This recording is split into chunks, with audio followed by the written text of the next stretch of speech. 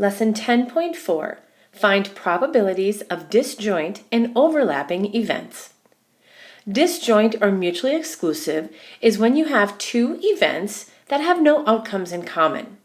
For example, what is the probability of picking an ace or a 10? So if you're going to pick a card from a deck, your sample space would just be 52. There are 52 cards in the deck. Your event, we want to either be an ace or a 10. There are 4 aces and 4 tens in a deck, for a total of 8 choices that would make that event true. Therefore, the probability of picking an ace or a 10 for that one event would be 8 out of 52, which reduces to 2/13. Now, overlapping would be a situation where the events you're trying to get to have happen have maybe one or more outcomes in common. The probability of picking a heart or an ace. So if we think about, there are 13 hearts in the deck and there are 4 aces, but there is overlap. The card that's the same thing, an ace of hearts. That would be the overlap. So that one fits into both categories. When that happens, we have a way to kind of deal with that part of the probability process. So the probability of one or another event happening, if there's overlap, we just take the individual probabilities and we subtract what they actually have in common. All right, so let's take a look at that heart and ace problem again. If a card is selected from a standard deck, what is the probability of a heart or an ace? Well, there are 13 hearts in the deck, so that would be 13 out of 52. And I'm going to leave the denominator as 52 this time, even though this fraction reduces. And I'll show you why in just a moment. There are 4 aces in the deck, so that would be 4 out of 52. The ace of hearts is the overlap, and there's only one of those. So the probability of picking just that would be 1 out of 52. If we want to find a heart or an ace, so this is our overlapping probability option. We take the probability of getting a heart from the deck, 13 out of 52, plus the probability of getting an ace, and then we simply subtract out that overlap card. Since we have a common denominator, we're just going to add the numerators together. 13 plus 4 minus 1 would be 16 over 52. And we'll reduce that fraction to 4/13. And that would be the probability for this overlapping set of events. Let's try another. A card is selected randomly from a deck of 52. Find the probability that it is a face card or a spade. All right, so if we think about our individual probabilities, face cards, there are 12 in a deck. So I'm just going to go FC for face card. So a 12 in 52 chance of randomly selecting a face card. Spades are suits, so there are 4 suits and each suit has 13 cards. So there's a 13 over 52 or 1 in 4 chance of getting a spade from a random card drawn from a deck. Okay. The overlap then would be all the cards that are face cards and spades. So they're both of them. Each suit has 3 face cards. Therefore, there are 3 in this overlapping event. The probability you get a face card that's also a spade is just 3 out of 52. Therefore, the probability of just getting a face card or a spade when you draw one from a deck, we follow the rule of adding the individual probabilities and then just subtracting the overlap. That would give us 12 out of 52 plus 13 out of 52 minus that 3.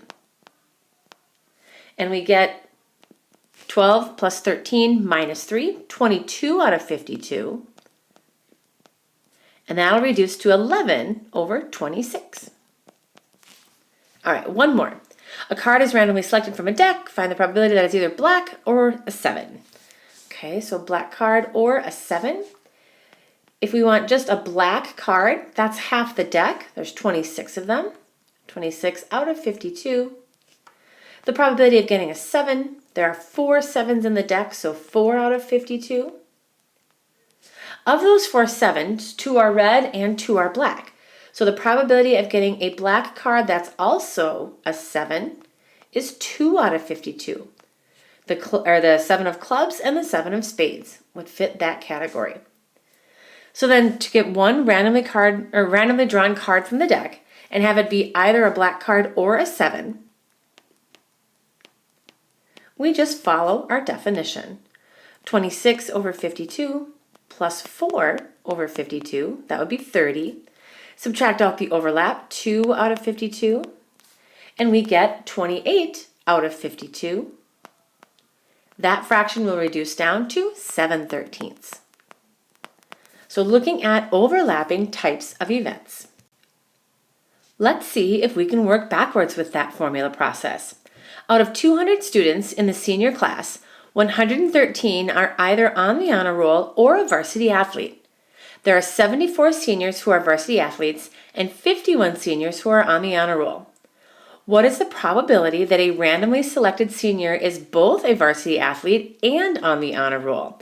So basically what we're looking for is the probability of the overlap.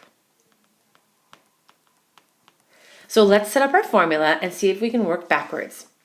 We have students that are either on the honor roll or they're an athlete. So we're going to have H be the honor roll students, and we'll have A be the athletes. And then if we subtract the overlap, students who are both, that formula gives us the probability of one or the other. All right, so take a look at that again. The probability of a student being on the honor roll plus the probability of a student being a varsity athlete minus the overlap, which is actually what we're solving for, should equal the probability of being one or the other.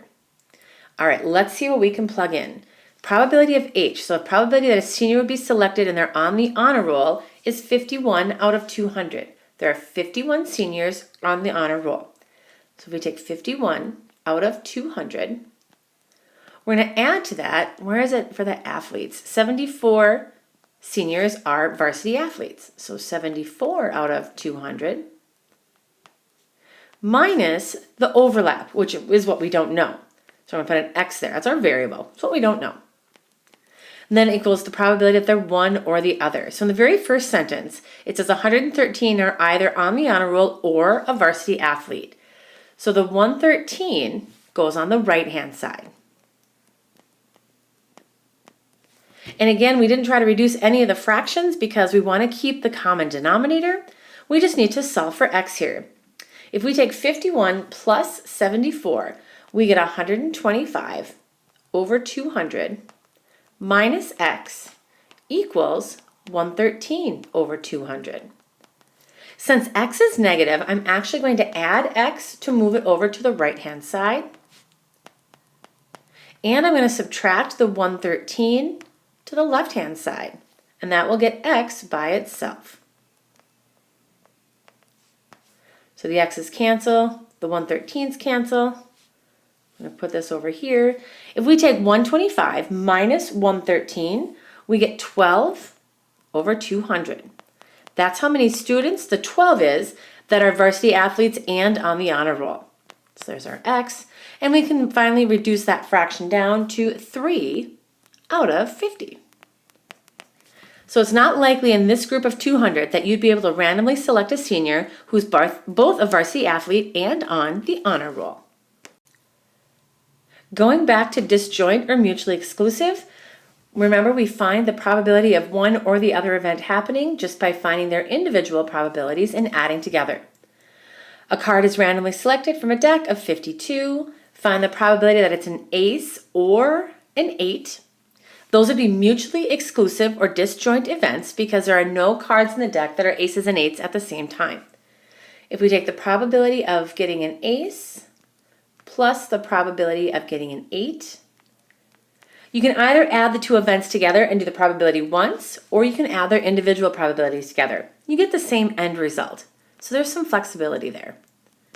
If we take 4 out of 52 plus another 4 out of 52, we have 8 out of 52 chances to getting in either an ace or an 8, which reduces down to 2 over 13. So here's the thing with mutually exclusive. If you ever try to find overlap with something that's mutually exclusive, it doesn't happen.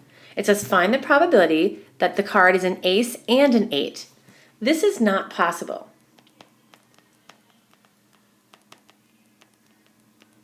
Mutually exclusive events have no overlap. So let's write that down. That's good to know. Mutually exclusive, that's an E. There we go. Has no overlap. Therefore, the probability is just going to be 0. The last thing in lesson 10.4, probability of the complement of an event. It says the probability of an event happening is the same as 1 minus the probability it won't happen. For example, if the chance of rain today is 84%, what is the percent chance it won't rain today? So if we take the probability and you label the complement with the bar across the top, so it's kind of like the reverse of something happening. If there's an 84% chance of rain, that would be equivalent to the decimal 0.84. Remember, by definition, probability has to be between 0 and 1. So if we take 1 minus 0.84, we would get 0.16 or 0.16. And that would be the same as a 16% chance that it won't rain today. So it's just kind of taking the opposite. Here's another way to interpret it. It says roll 2 dice. How many outcomes are possible? So if you have 1 die and then a second die, you roll them. There are 36 possible ways that your 2 dice could land. It says, what is the probability that the sum is not 6? So if we look at the sums, the smallest sum possible is 1 and 1. That would be a sum of 2. The biggest sum possible in the opposite corner, 6 plus 6, is all the way up to 12. But let's look to see where we can find sums that equal 6. So instead of having to add up all the ones that aren't 6, if I can see in that first row, here's 1 times 5. That has a sum of 6, but that's the only pair in that row. In the next row, I see 2 and 4. They would have a sum of 6. The next row, 3 and 3, would have a sum of 6. Now, out of all the rules in your die, the 3 and the 3 are not distinct enough to be a distinguishable permutation in this outcome set, so it only occurs 1 time. In the next row, we've got 4 and 2, and then in that last row, we've got 5 and 1. You'll notice in the bottom row that none of those have a sum of 6, since there already is a 6 in that set. So we can't have any in that last row. All right, so it says, what is the probability that the sum is not 6? If there are 36 total outcomes, notice we have 5 of them that are the sum of 6. Therefore, if we apply the complement rule, 1 minus the probability that the sum is 6, that would be 1 minus 5 out of 36. So we just need a common denominator. 1 could be rewritten as 36 over itself, minus 5 over 36, and that would give us 31 out of 36. There are many more sums total that aren't 6 than values that equal 6 when you're done. So that's looking at the complement of an event. And this has been lesson 10.4.